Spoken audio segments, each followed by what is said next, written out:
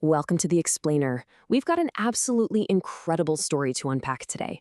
We're going to explore how a massive, explosive uprising that seemed to be completely and utterly crushed by an imperial power actually became the bedrock of a nation's freedom.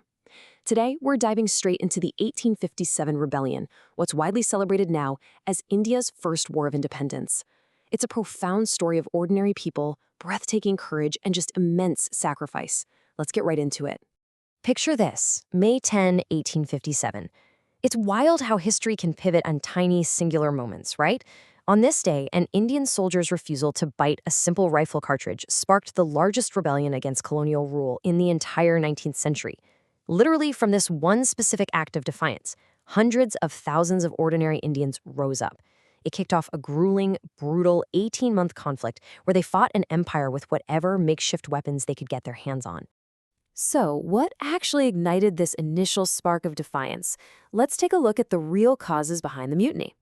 You don't just get a massive, subcontinent-wide uprising out of nowhere. By the time 1857 rolled around, the East India Company had been running the show for nearly a century, and they had created an absolute powder keg. They were placing this heavy, suffocating burden on ordinary people. We're talking about crushing taxes that completely impoverished peasants and the deliberate destruction of the native Indian textile industry. But the real boiling point? The severe religious suppression and the constant, everyday racial discrimination. High caste Hindus were being forced to violate their caste purity, and Muslim soldiers were pressured to break Islamic law. By 1856, the Indian soldiers, the Sepoys, knew they were being fundamentally disrespected. And this brings us to the tipping point.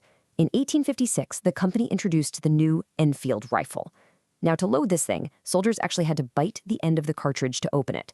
But rumors started spreading like wildfire that these cartridges were greased with animal fat. For Hindu soldiers, cow fat is strictly forbidden because cows are sacred. For Muslim soldiers, pig fat is completely forbidden by Islamic law. And here's the thing, whether those rumors were actually true or not didn't even matter at that point. The symbolism was unmistakable. The Sepoys heard the message loud and clear: we do not respect your religion. That blatant cultural disrespect led to a super tense escalation at a military garrison in Meerut. Hundreds of Sepoys flat out refused the new cartridges. So, on May 9th, the company strikes back. They court-martialed 85 Sepoys, shackled them, and threw them in prison. I mean, just imagine the psychological horror of standing there, watching your comrades being dragged away in chains simply for defending their deepest beliefs. Something snapped. The very next day, May 10th, the rest of the garrison rose up, freed their friends, turned on their British officers, and boom, the mutiny had officially begun. And from that one incident, we see the flames of unity just catch fire as the rebellion rapidly spreads. Once that spark was lit in Meerut, the explosion across northern India was literally unstoppable. It moved with this breathtaking speed. This was no longer just an isolated military mutiny. Across dozens of major cities, places like Lucknow, Kanpur, Jhansi, Bareilly, Indian soldiers turned against their colonial commanders. It transformed into this massive grassroots uprising, where ordinary soldiers and everyday citizens took matters into their own hands against an incredibly overwhelming force. This rapid momentum led to a huge symbolic victory. The Sepoys actually managed to capture Delhi, the ancient capital of the Mughal Empire. And when they did, they proclaimed Bahadur Shah Zafar as the Emperor of India. Why does this matter so much? Because for the very first time in a century, the Indian people finally had a symbol of national leadership. It wasn't a puppet installed by the East India Company, it was an actual Indian emperor they could rally behind. Now, this is absolutely crucial. In a country that the colonial powers had so often tried to divide by religion, this rebellion forged an extraordinary unity.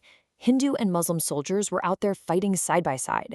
They coordinated their resistance because they were looking at the exact same enemy, the East India Company. This incredible Hindu-Muslim unity completely transcended deep cultural divisions.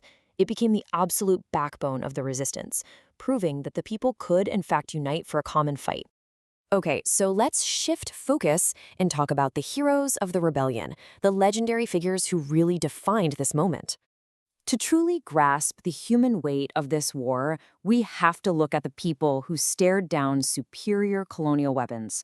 First up is Rani Lakshmi, the legendary warrior queen of Jhansi. When the company threatened her kingdom, she didn't just back down. No way. She rode directly into battle on horseback to defend her people.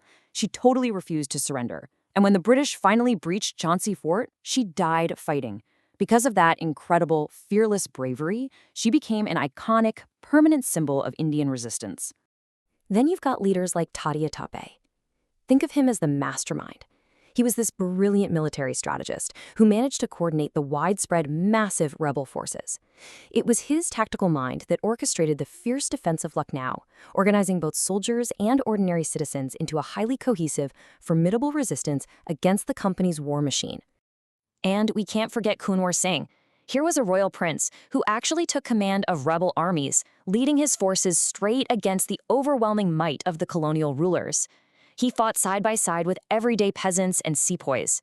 They fought with incredible courage, even when they knew they were going up against an enemy with vastly superior firepower.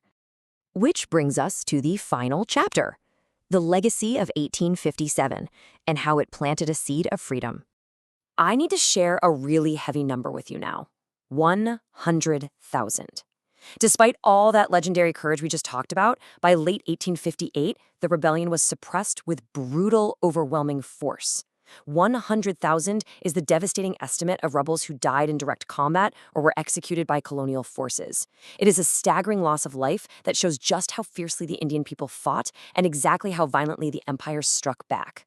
But the tragedy actually goes far deeper. 500,000, 500,000. That's the estimated number of ordinary civilians who lost their lives.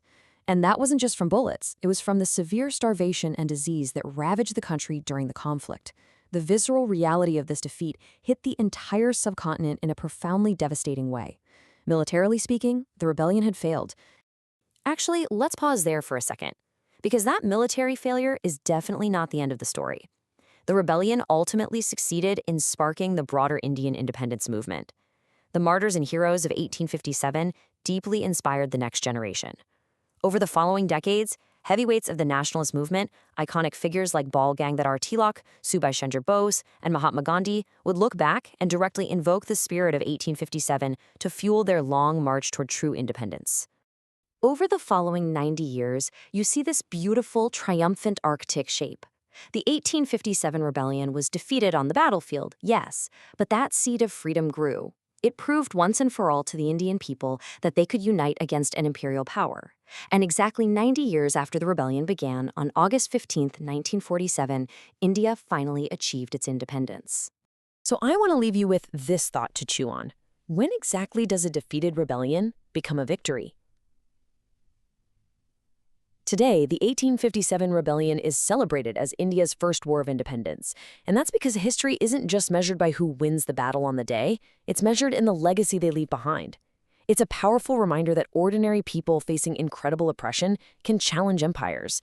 And that resistance, even when it's initially unsuccessful, plants the seeds of freedom for future generations to finally harvest. Thank you so much for hanging out with me for this explainer. Keep questioning, keep learning, and I'll see you next time.